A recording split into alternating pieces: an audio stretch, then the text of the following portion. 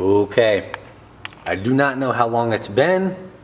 I did figure this thing out, and I don't know what I recorded last. So just to recap, we're not getting fuel. I was not getting any power to the fuel pump, the actual wiring harness that plugged into the fuel pump. And when I hot wired the fuel pump, it didn't actually work either.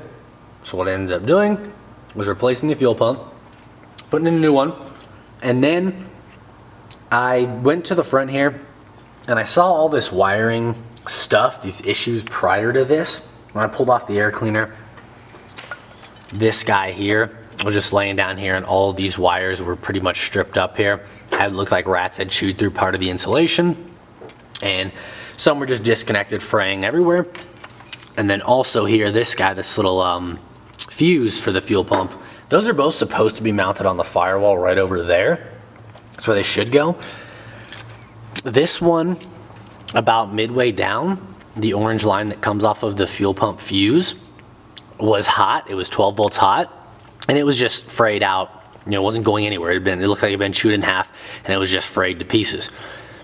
Now this here, the fuel pump relay, I checked this guy out, and it all tested good, but this line here wasn't getting power, so it really wasn't engaging. This is where the power comes in.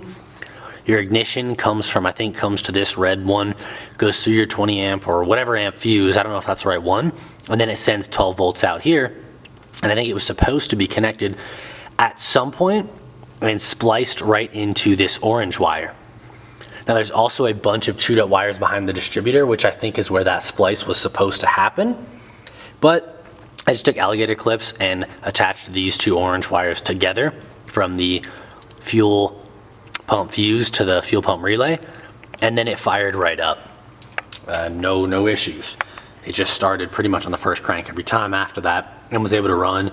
And I could rev it a bit, and I haven't tried to drive it under load to see if it's throwing enough fuel to the TBI, but it was able to rev in idle or in neutral, rev up just fine, no hesitation, anything like that. So, and there were some chewed up wires here for the TBI stuff. The insulation was just missing. It was cracked. It wasn't really ripped or anything, but it was cracked.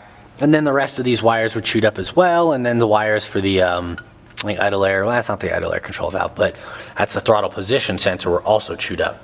So I fixed those, and I'm gonna pull the distributor now and clean up all the wiring behind that, and then we can take it for a test drive. The other thing that I forgot to mention, I know I showed you guys cleaning and blowing out these lines, and then I hot wired the pump and sent fuel through the lines just to make sure all the debris was out. But you can't just wire up a switch to hot wire the fuel pump to send the fuel to the TBI, because then the, well, most likely, you might be able to do that in your scenario, but in mine I could not, because from the ignition, I wasn't getting the right signal to this fuel pump relay, which I think sends the signal to the ECU, or vice versa, but I wasn't getting the right signal to the ECU to pulse the injectors. So even though I was sending fuel up here, the injectors weren't pulsing, and it wouldn't start or run. So that was. Here's what I'm talking about back here. This is behind the distributor.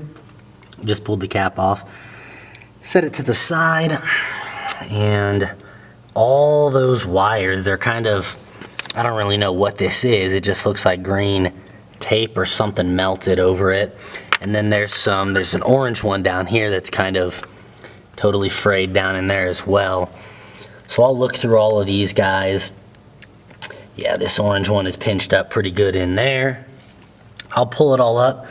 That distributor, I know it's making spark, but it seems like it's in pretty rough shape as well. But I'm not gonna do anything about that. We'll just cap it back up. So let me clean up these wires, and we'll go from there.